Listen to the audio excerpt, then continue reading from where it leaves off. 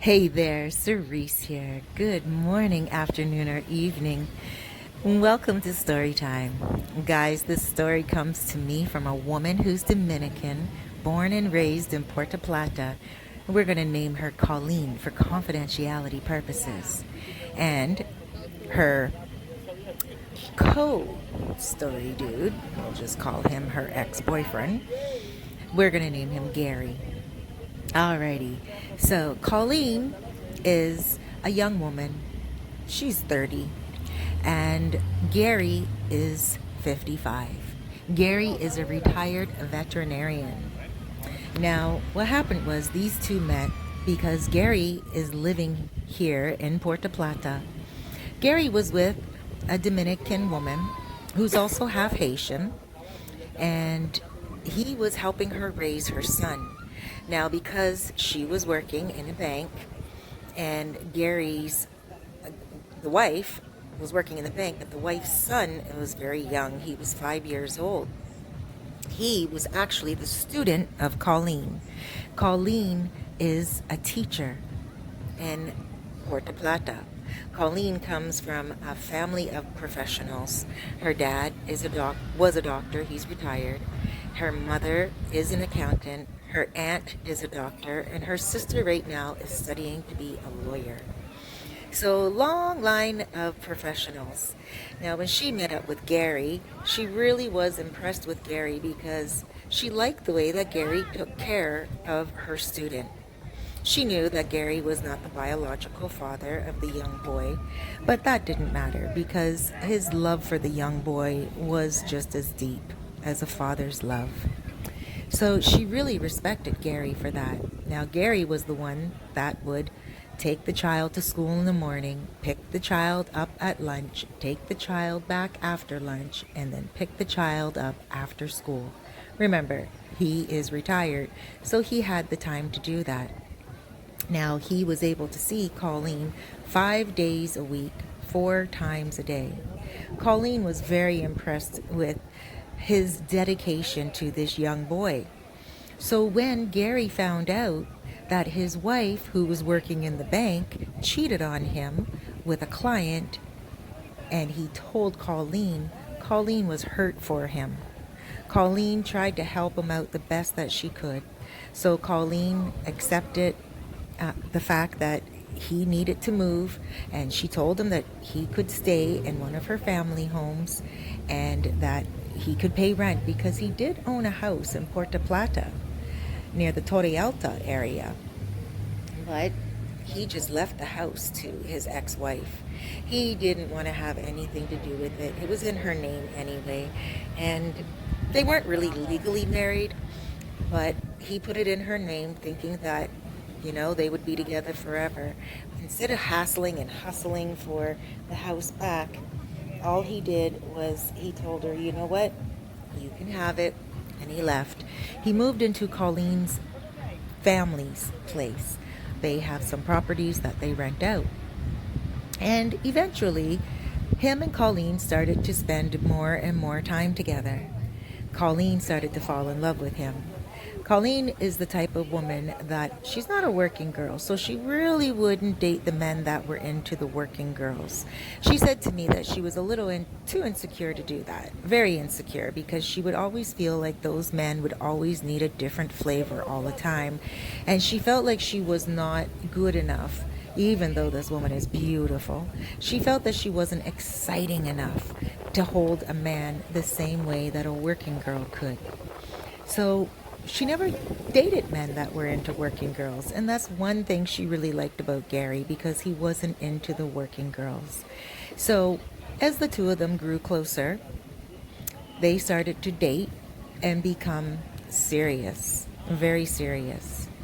One day he got very sick, and she told him that she would take him to her auntie, her aunt, her tia.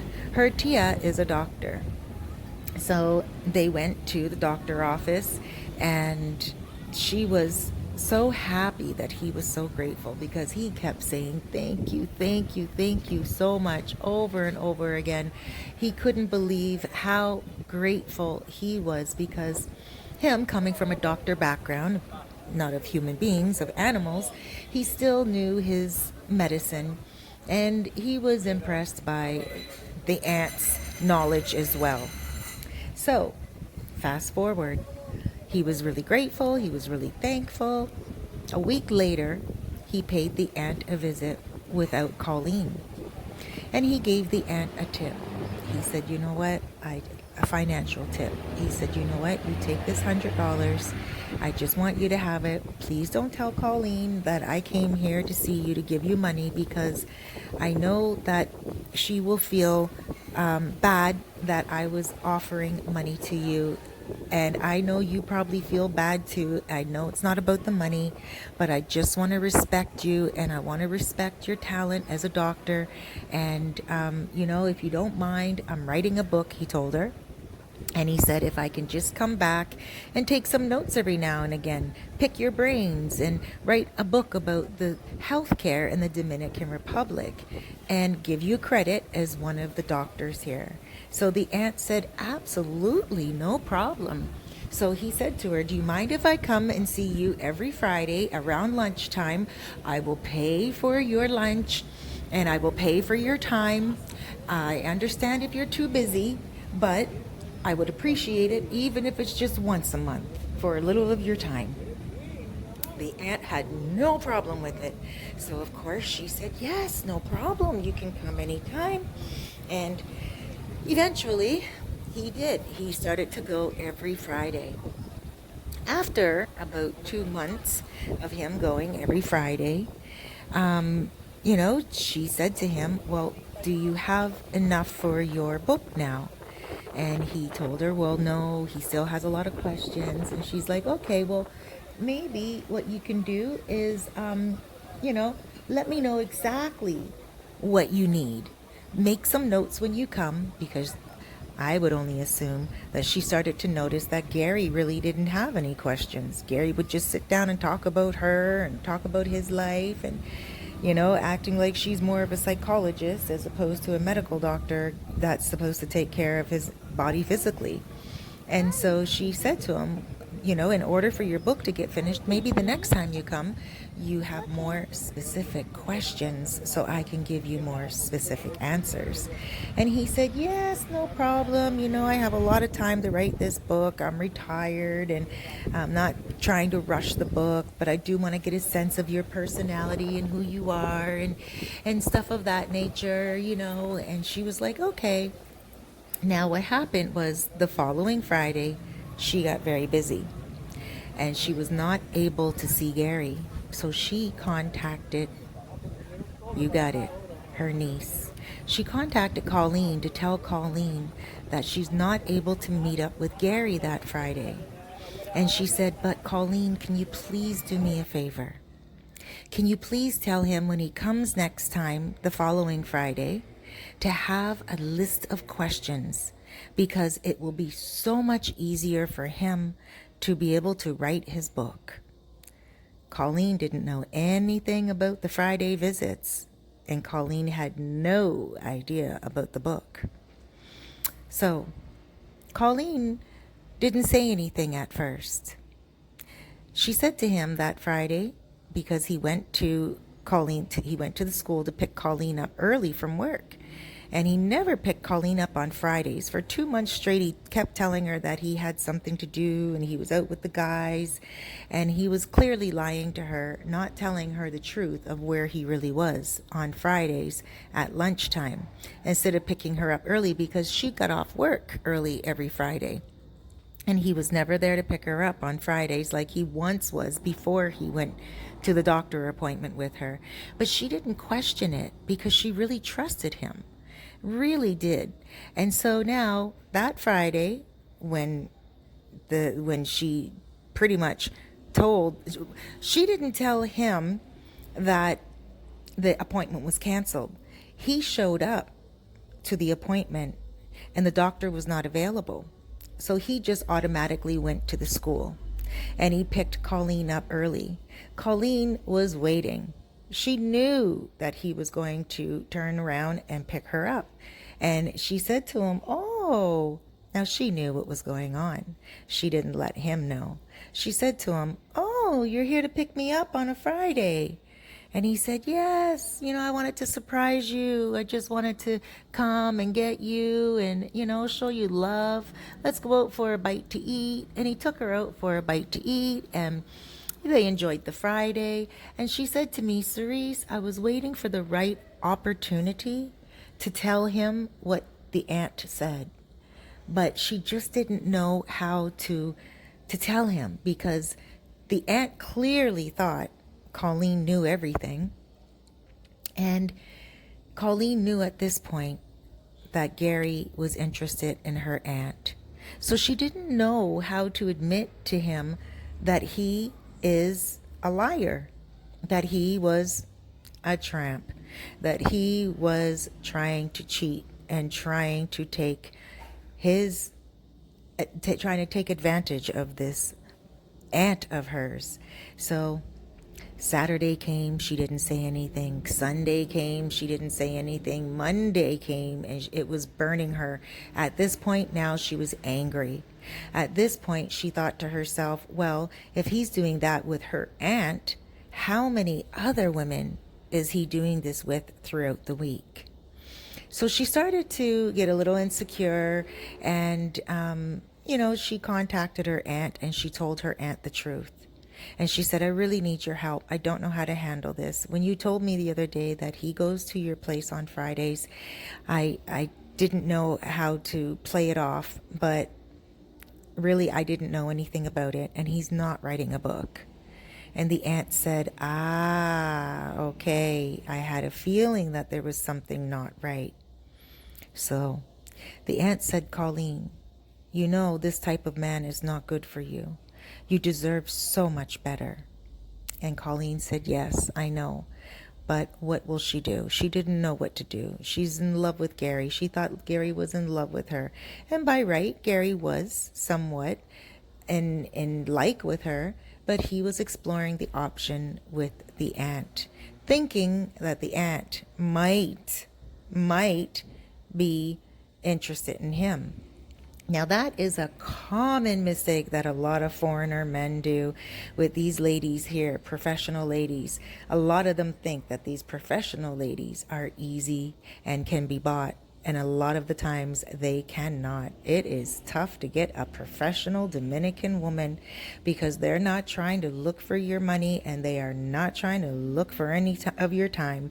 They have their own schedules, they have their own income, and they have their own life. So he made that mistake. And so now the doctor did not want to speak to him at all any longer. The auntie, she did not want to speak with him at all any longer. So when he showed up the following Friday, she told him she was busy. And he said to her, is there any way I can see you throughout the week? She said, no.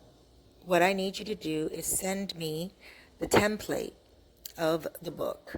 Send me the book. And if there's anything that I feel I should add, she knew there wasn't a book. She said, if there's anything that I feel that I should add to it, I will.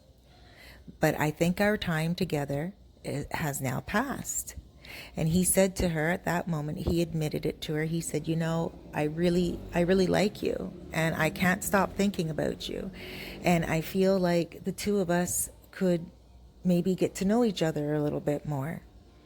And she said to him, no, you are my niece's boyfriend, and I am not interested in taking you. You would be my niece's leftovers. Why would I want to hurt my niece like that? And he said to her, well, we could live a very good life together. I'm retired. I'm very wealthy. You wouldn't even have to work any longer. And she said to him, I enjoy my job. I enjoy my career. I have my own practice. Why would I want to leave all that to live off you? Why would I want to do that? And he told her that they could travel around the world and they could be together. Well, the aunt decided that she was going to tell on him. So she contacted Colleen, and she didn't say anything to him. She just said to him, can you please leave the office? I'm very busy. And he did leave. He obliged, and he said, can you please think about it? I just think about it, and maybe we can talk more in the future. And the aunt said, please leave. Now, he left the office thinking that the aunt was going to be desperate for him. Again, that is a huge mistake that a lot of the foreigner men do here. They think that they can come here no matter what they look like, no matter what they present themselves as. Sometimes they think that every woman can be bought here, and that's not so. So she said to him, please leave, I'm very busy. And he left thinking that she was going to think about things. Now, she contacted Colleen and she told Colleen everything. Colleen lost it. Colleen told me, Cerise, I couldn't believe that that's what he wanted to do, that everything I invested in him, how I helped him out, how we had a close relationship, how he lied and portrayed love, and he was sleeping with Colleen every night, making love to her, but yet thinking about another woman. So Colleen's heart broke, and Colleen told me that what she did, she will never ever hate herself for it. So what did she do? She went and she hired herself a working girl. This working girl, she knows, was not very clean. She knew that this working girl was a crack addict from back in the days. And this working girl was now cleaned up in regards to cleanliness, but she knew that this working girl was positive for herpes. She knew this. So she asked this girl to sleep with Gary. Now, this girl, the working girl, she was a good friend of Colleen's from back in the day. And Colleen took the route of studying. The other girl took the easy route of working girl. So that's how Colleen knew the girl had herpes. That's how Colleen knew, because the girl was still Colleen's friend. Colleen said to me, Cerise, I love my friend so much, but we both took different paths and we still kept in touch. The girl would often contact Colleen and let her know how her life was going. Colleen would often help her out with money and stuff like that. Also help her out with a little bit of medication every now and again when the girl had a breakout and everything like that. And so Colleen was there for her friend. Now, Colleen wanted to get back at this foreigner so badly, and she knew that Gary would be interested in this working girl. But not that he would know she's a working girl, because Colleen knew that he was not into working girls per se. But Colleen felt within herself that there were more girls that he was interested in, not just the aunt. Colleen at this point felt that if he was so bold and so brave as to go into the office of her aunt and say to her aunt what he did, then he had other women on the side. And he did. She found out. But what she did was she set her friend up, the one with herpes, with this guy. She told her friend, let me know when you have a breakout. You go sleep with Gary and give him herpes. Hopefully he'll get it. And then I just want to leave him. After that, I just want him to suffer the same way he is making Colleen suffer. Oof, imagine. Well, the girl slept with Gary. Gary slept with the girl very easily. Gary had no clue that Colleen even knew the girl. Gary also didn't know the girl was a working girl, but he felt within himself that Colleen wouldn't hang around the girl. The girl had a little bit of a rough edge to her that Colleen did not have, and he didn't know that the connection was with them ever since they were kids. He had no clue they even knew each other at all. So what did he end up doing? He ended up sleeping with the girl, not once, not twice, but for an entire month they carried on an affair. He didn't even ask Colleen for any intimacy for that entire month at all. And Colleen didn't mind because Colleen wasn't about to break him off anything either. Colleen was not about to get involved with him because she knew that he was sleeping with her friend who was positive for herpes. So, after about, Colleen said to me, after about 2 months, he started to complain about his health. He started to complain about a stomach ache, a gut ache. He started to complain about feeling unhealthy and itchy and pussy, and he didn't know what was going on with him. So he said to his girlfriend, he said, you know what? Your aunt and I have not been talking for a while, but I would really like to go see your aunt. Do you think you can set me up for an appointment with her? Because the aunt was not seeing him at all. The aunt was not interested in seeing him at all. So Colleen said, oh, okay, sure, I can set you up with an appointment with my aunt. That's not a problem. And she did. She set up the appointment, and he went to go see the aunt, and the aunt checked him, and he had herpes.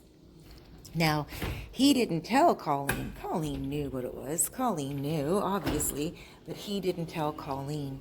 The aunt told Colleen, just to help Colleen be careful. She said, be careful because he has herpes. Now, she also told Gary that he has herpes. Gary begged the aunt, please don't tell Colleen. But Colleen knew, of course, before everyone. Colleen and the friend, they knew. And now, of course, he went to the friend and he said to the friend, you are herpes, you have herpes and you're spreading this around, you're giving it to people and you're doing this and you're doing that. And then he threatened her. And you just don't do that as a foreigner here in the Dominican Republic or anywhere around the world. You don't threaten someone. And he said to her that he was going to get her killed. He said, don't mess with him because he has Dominican friends that he knows that can kill her. And what did she do? She taped him as he was talking. He sent her voice notes on WhatsApp. He sent her text messages. He was telling her that she's a diseased bitch and that she's going to get karma back and that he's going to kill her and everything. And you know what happened? She turned around and took everything to the police. Gary got charged. Gary got into a lot of trouble with the Fiscalia, with the courts and with the police. He had to go back and forth. And not only that, the girl told that Gary, when they were having intimacy one time, Gary grabbed her by the neck, which was true. She wasn't lying, and she was very scared. She told the police that she feels he is a dangerous man and that he needs to be put in jail. So he did do some time in Puerto Plata. And I heard that even the Dominicans don't want to be in jail in Puerto Plata or in any jail in the Dominican Republic. It's not like Canada, where I'm from, where they will feed you and you have a bed to sleep on. No. Everyone sleeps on the floor together like sardines, and your family has to feed you. They don't provide you with jumpsuits. You wear the same clothes every day, and you are dirty from sleeping on the ground. You don't get a blanket, and you don't get any type of support at all unless you have a family that takes something to you. Now, of course, he had his own money, and he had friends that were expats, so he would he put some money in care of his friend, and his friend would take him, he'd take him some money and take him some food every day. But he had to be in jail for 2 months. 2 months straight he was in jail, and he was not expecting that at all. What happened in jail, he got traumatized. He contacted Colleen and told Colleen that he was hurt and that men were hurting him. She could only imagine that he was raped. But so much else went on. And that is how she got her revenge. When he got out, she did not take him back, but she told him, "That is what you get for wanting to cheat. You are a dirty man, and for you to think that my aunt would take you just because you're wealthy, you are rude and ignorant. You have absolutely no common sense. Why would you think that every Dominican woman could be bought?"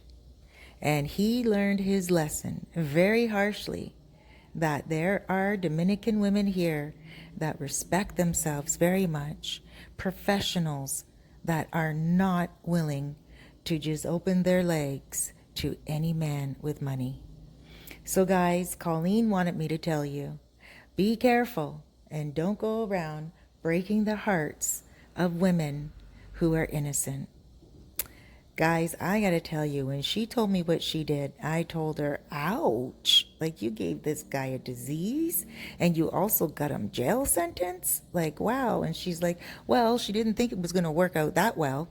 And she does not feel sorry for it at all. So guys, make sure you keep your head up and most times legs closed and eyes open. Make sure that you treat people the way you want to be treated. Don't be like those foreigners that come here and think that you can pay someone for everything. That's not true. This may be a developing country, but people have their pride. They have their education, and they also have something called common sense. So use yours as well. Guys, this is a short story from Sosua, but this story comes from Puerto Plata. I'm located in Sosua. If you have any questions at all, you can shout at me at 829-702-7726, and I can help you out. Take care. Thanks for listening. When you subscribe, make sure you hit that like button so I know what content you like that I upload. Take care, everyone. Big blesses, huge hugs, and loads of love.